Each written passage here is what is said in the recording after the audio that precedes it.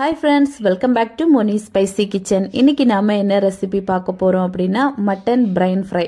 இது ரொம்ப டேஸ்டியா இருக்கும். நம்ம மட்டன்ல நிறைய ரெசிபிஸ் எல்லாம் பண்ணி சாப்பிட்டிருப்போம். ஆனா இது வந்து உடம்புக்கு நல்ல ஹெல்த்தியா இருக்கும். டேஸ்ட் வைஸும் ரொம்ப நல்லா இருக்கும். கண்டிப்பா நீங்க இத உங்க வீட்ல ட்ரை பண்ணி பாருங்க. ஆட்டு மூளை ஃப்ரை. சரி வாங்க இது எப்படி செய்யலாம் அப்படிங்கறத நம்ம வீடியோ பார்த்து தெரிஞ்சுக்கலாம். அதுக்கு முன்னாடி நம்ம சேனலுக்கு இப்பதான் ஃபர்ஸ்ட் டைமா வரீங்கன்னா மறக்காம Subscribe பண்ணுங்க. கூடவே இருக்கக்கூடிய பெல் பட்டனை பிரஸ் பண்ணிக்கோங்க. அப்பதான் நான் போடக்கூடிய நியூ வீடியோஸ் உங்களுக்கு நோட்டிபிகேஷனா வரும். மறக்காம லைக் பண்ணுங்க, ஷேர் பண்ணுங்க. இப்போ வாங்க வீடியோக்குள்ள போய் இந்த பிரைன் ஃப்ரை எப்படி செய்யலாம் அப்படிங்கறத நம்ம டீடைலா பார்த்துடலாம்.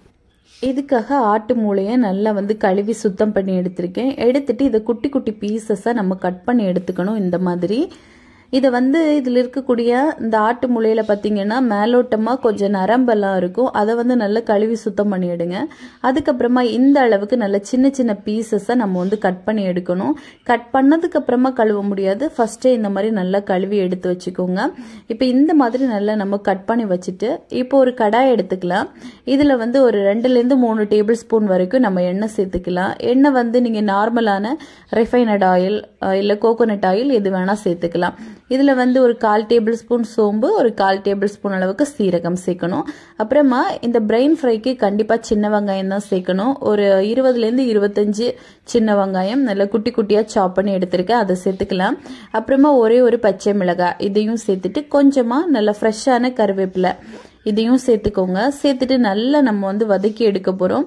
இப்ப இந்த சின்ன வெங்காயம் இந்த எண்ணெயில பாத்தீங்கன்னா கொஞ்சம் நல்லா ஃப்ரை ஆகணும்.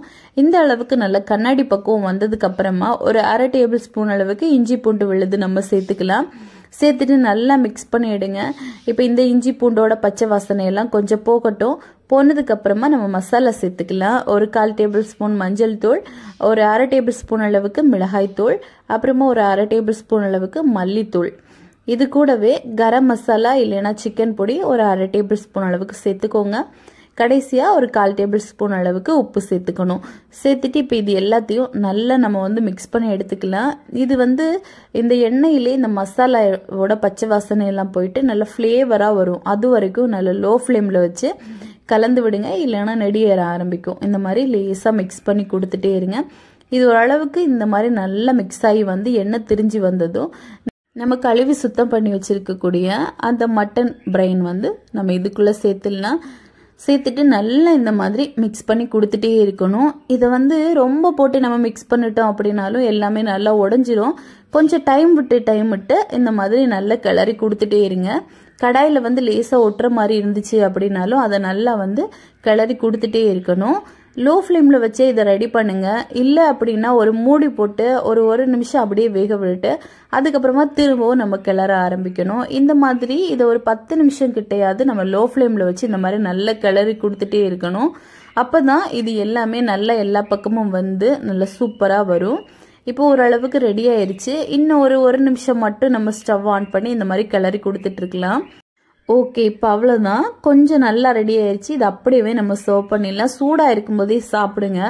இதோட டேஸ்ட் எப்படி இருக்கும் அப்படின்னு பார்த்தீங்கன்னா நம்ம முட்டை தொக்கெல்லாம் பண்ணுவோம்ல அதே டேஸ்ட்ல தான் இருக்கும். ரொம்ப டேஸ்டியா இருக்கும். குழந்தைங்களுக்கெல்லாம் இதை கண்டிப்பாக நீங்கள் வந்து செஞ்சு கொடுக்கலாம். இப்போ அவ்வளோதான். நம்ம இந்த மாதிரி சூடாக இருக்கும்போதே கொஞ்சமாக சாதம் இல்லை சப்பாத்தி இட்லி இது கூட எல்லாம் வச்சு சாப்பிட ரொம்ப அருமையாக இருக்கும். கண்டிப்பாக ட்ரை பண்ணி பாருங்க. ட்ரை பண்ணி பார்த்துட்டு எப்படி வந்துச்சு அப்படிங்கிறத மறக்காம கமெண்ட் பண்ணுங்க. அப்புறமா இதே மாதிரி இன்னும் நிறைய ரெசிபிஸ் வேணும் அப்படின்னு நினைச்சீங்கன்னா மறக்காம மோனி ஸ்பைசி கிச்சன் சேனலை சப்ஸ்கிரைப் பண்ணி வச்சுக்கோங்க. அப்படியே கூட இருக்க பெல் பட்டனையும் ப்ரெஸ் பண்ணிட்டீங்கன்னா நான் போடக்கூடிய நியூ வீடியோஸ் உங்களுக்கு நோட்டிஃபிகேஷனாக வரும். அப்புறமா லைக் பண்ணுங்க, ஷேர் பண்ணுங்க. நெக்ஸ்ட் இன்னொரு வீடியோவில் உங்களை